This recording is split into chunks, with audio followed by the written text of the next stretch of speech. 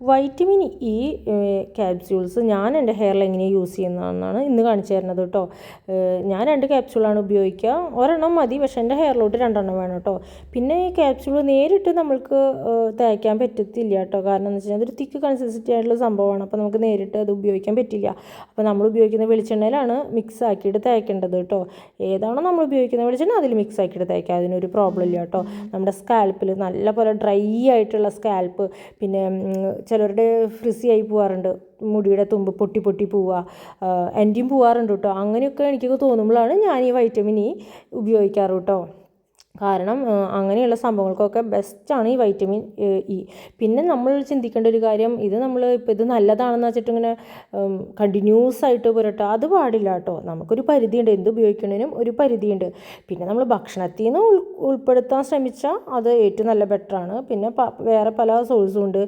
അതായത് എന്താ പറയുക, നമ്മൾ നട്ട്സ്, ഇലക്കറി അതൊക്കെ കഴിക്കുന്നത് ബെസ്റ്റാണ് വൈറ്റമിൻ ഇക്ക്. പിന്നെ സപ്ലിമെൻ്റ് എടുക്കുമ്പോൾ അത് നമ്മൾ ചെയ്യരുത്. അത് ഡോക്ടറെ കണ്ടിട്ട് മാത്രം സപ്ലിമെൻ്റ് എടുക്കാൻ പാടുള്ളൂ, അത് വേറെ കാര്യം. കാരണം എന്താണെന്ന് വെച്ചിട്ടുണ്ടെങ്കിൽ സപ്ലിമെൻ്റ് എടുക്കുമ്പോൾ നമ്മൾക്ക് നമ്മുടെ ശരീരത്തിന് വൈറ്റമിൻ ഇ യോജിക്കുന്നുണ്ടോ ഇല്ലേ എന്നൊക്കെ അറിയണമെങ്കിൽ നമ്മളൊരു ഡോക്ടറെ കൺസൾട്ടേഷൻ എന്തായാലും അത്യാവശ്യമാണ് കേട്ടോ.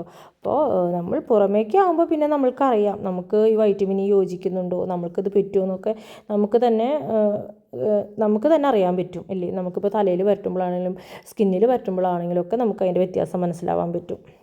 അപ്പോൾ സ്കാൽപ്പിൽ പറ്റുമ്പോൾ നമ്മളുടെ മുടിക്ക് ഒരു തിളക്കവും പിന്നെ കുറച്ച് സ്ട്രോങ്ങും പിന്നെ ഡ്രൈനെസ് ഒന്ന് മാറാനും ഒക്കെ ആയിട്ടുള്ളൊരു നല്ലൊരു മോയ്സ്ചറൈസറും കൂടി എന്ന് വേണമെങ്കിൽ നമുക്ക് പറയാം. ഒരു ആൻറ്റി ഓക്സിഡൻ്റ് ആയിട്ട് ഇത് പ്രവർത്തിക്കുന്നുണ്ട് ഈ ക്യാപ്സ്യൂൾ. അപ്പോൾ നല്ല സ്യൂട്ടാവും നമ്മുടെ സ്കാൽപ്പിന് കേട്ടോ. മുടിയുടെ അറ്റം വരെ നമുക്ക് പുരട്ടി കൊടുക്കാം, അതിന് യാതൊരു കുഴപ്പമില്ല. പക്ഷെ നമ്മളിത് പുരട്ടി കഴിഞ്ഞിട്ടുണ്ടെങ്കിൽ നന്നായി കഴുകി കളയണം. അത് എന്തൊരു സാധനം നമ്മൾ തലയിൽ പുരട്ടി കഴിഞ്ഞിട്ടുണ്ടെങ്കിൽ അത് കഴുകി കളയണം. അത് നമ്മൾ തലയിൽ വെച്ചുകൊണ്ടിരിക്കാനൊന്നും പാടില്ല, നല്ല പോലെ കഴുകി കളയണം കേട്ടോ. ഞാൻ നെയ്റ്റാണ് ഇങ്ങനെ യൂസ് ചെയ്യാറ്. ചിലവർക്ക് നെയ്റ്റ് പറ്റില്ല, കാരണം നമ്മുടെ സ്കാൽപ്പിൽ ഓൾറെഡി ഓയിൽ കണ്ടൻറ്റ് ഉണ്ടായിരിക്കും, ചിലർക്ക് കൂടുതലായിരിക്കും. അങ്ങനെ കൂടുതൽ ഓയിൽ കണ്ടൻറ്റ് ഉള്ളവർ രാവിലെ മോർണിംഗിൽ ഇങ്ങനെ ചെയ്യുന്നതായിരിക്കും നല്ലത് കേട്ടോ. അപ്പോൾ ഞാൻ നെയ്റ്റാണ് ചെയ്യുക. അപ്പോൾ ഇന്നത്തെ വീഡിയോ ഇഷ്ടമെങ്കിൽ എല്ലാവരും സബ്സ്ക്രൈബ് ചെയ്ത് ലൈക്ക് ചെയ്യുക. ബൈ ബൈ, നാളെ കാണാം കേട്ടോ.